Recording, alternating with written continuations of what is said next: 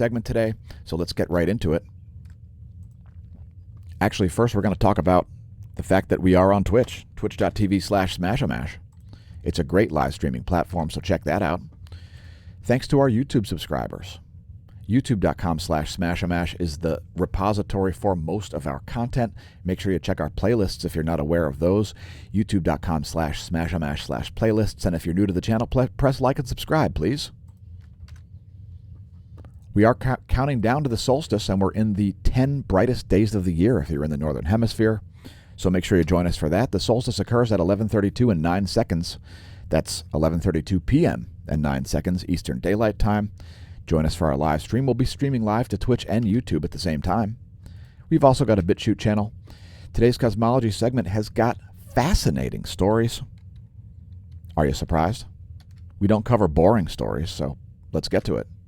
First of all, the astronomy picture of the day at apod.nasa.gov is the Zhurong, named for the Chinese fire god, since the word Mars means fire god, or it means fire or something.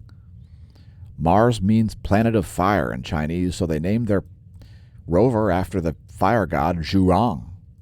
Anyway, there's an image of it. There's a new Mars rover from China. It's made in China. Okay, China. Next, we're going to look at a random object, number 572 on the Neil Gorell Swift-Bat X-ray Observatory. Is this Seyfert 2 galaxy, a type of active galactic nucleus? There it is in X-ray from the Chandra data. And we're going to go to the other end of the electromagnetic spectrum and show you infrared light. So there it is in infrared. And now let's go in the middle portion of the spectra. The Pan-STARRS optical bands. It's an active galactic nucleus. And it's, again, number 572 on the Neil Gorell Swift-Bat X-ray Observatory. There is the X-ray output from it. You can see it's a very consistent X-ray source here over the past 16 years. And indeed, over the past 30 days, pretty consistent as well. It's known as QSO J1638 plus 5720. Maybe they thought it was initially a quasar, but it's been apparently reclassified as it's a Seyfert 1 galaxy, so a type of active galactic nucleus. QSO J1638 plus 5720 is today's quote random end quote object. Let's take a look at some serious stuff. The sun's clock. New calculations support and expand planetary hypothesis. Now, this is a bit of a clickbaity article here, so take this with a grain of salt, or perhaps a truckload. There are lots of different cycles when it comes to the sun, whether it's the Hale cycle, which is the 22 full solar polar field reversal cycle that we'll be explaining in a paper soon, or it's the Gleisberg cycle of about 85 years, or the Suisse de Vries cycle, 200 years, or the Bond cycle, 1500 years.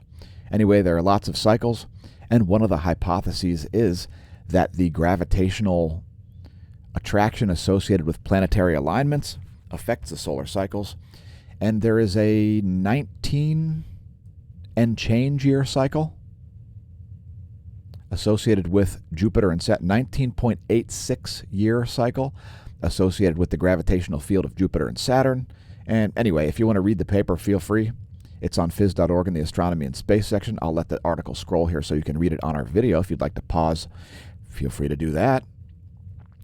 And this exposes an important problem, as the sun is largely believed by mainstream astronomy to have a nuclear dynamo at its core.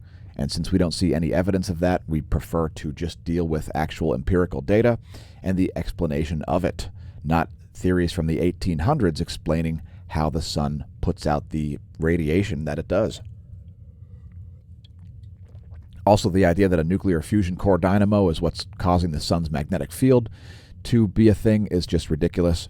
I believe that the sun's properties are created from the intrinsic properties of the matter that makes it up, which is probably something like liquid metallic hydrogen on the outer layers and solid metallic hydrogen, a theoretical solid-state form of metallic hydrogen formed at even higher pressures at the sun's core. But in any case, perhaps check this one out. Are the planets a metronome which determines the solar activity? My answer is no, but I'm willing to look at all of the data. If you've got a closed mind and ossified beliefs, you're not doing science, you're doing dogma. Let's continue on to talk about massive radio relics. So I've talked about radio relics before.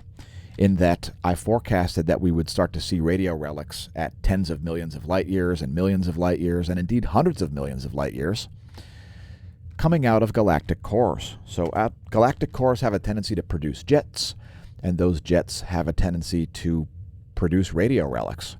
So here's another fine example of some radio relics. And this is galactic scale here, folks. You're looking at a massive portion of the sky. These are millions of light years in length. So another great radio relics article here from Galaxy Cluster CIG 0217-70, plus 70, which the total mass of that area is calculated at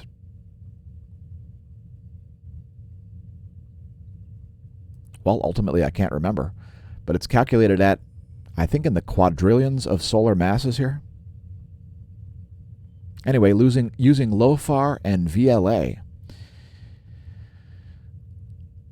information's been obtained regarding giant radio sources in the cluster. One of them appears to be the most extended radio relic so far identified. The finding is published on June 1st. Huge radio relics coming out of that galaxy. So check that out, and we'll have to update smashomash.com/forum. We have a cosmology forum specifically titled The Most, where we talk about the most, and here's the largest radio relic ever detected. We'll have to update the website for that. Feel free to check it out, smashomash.com/forum. And if you want to read about our mission, smashomash.com/forum/mission. And now an even more important story, the shape of the heliosphere. So what we're looking at here is plasmascape.com. Check it out yourself if you like, plasmascape.com. You can find this yourself. And what we're looking at here is the interstellar chimney. So the area around the sun is surrounded by this hourglass-shaped structure. And this hourglass-shaped structure is moving in this sort of a direction toward Deneb, the brightest intrinsic object in the Milky Way galaxy. In fact, the brightest intrinsic object visible from our solar system. And the entire chimney is moving in this direction. With respect to movement inside the interstellar chimney, the sun is moving in this fashion toward this narrow hourglass feature. That's the solar apex, and that is the direction which the sun is moving within the chimney. I just figured I would show this to give you some perspective here before we talk about the shape of the heliosphere. So it's not fully known how the heliosphere is shaped, but it turns out that the bow shock portion of the heliosphere, again, the sun is moving in this direction, okay? So the heliosphere is larger behind the sun than in front of it, at least 3 times the distance. So the distance from the sun to the bow shock is about 120 Earth to sun distances. And the distance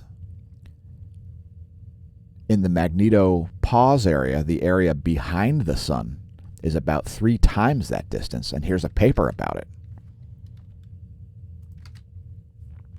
So on eurekalert.org, boundary of heliosphere mapped for the first time. So using the IBEX, which is the Earth Orbiting Interstellar Boundary Explorer, calculating the distance and location of solar wind particles, tell us that the distance to the bow shock is about 1/3 the distance, or at least 1/3. In other words, the measurement on the backside is about at least 350 astronomical units, and an astronomical unit is the distance from the Earth to the sun. So apparently the heliosphere is shaped more like a comet. So anyway, I'm going to actually let this article scroll. This is the most detailed one that I found, the phys.org article in the astronomy and space section. We'll let the article scroll here so you can read it. A super important article, as when it comes to cosmology, the shape of the heliosphere is very important as we are interested in the physics of how all this stuff works. And that's today's cosmology segment. I hope you found it interesting. I certainly did. We'll see you next time.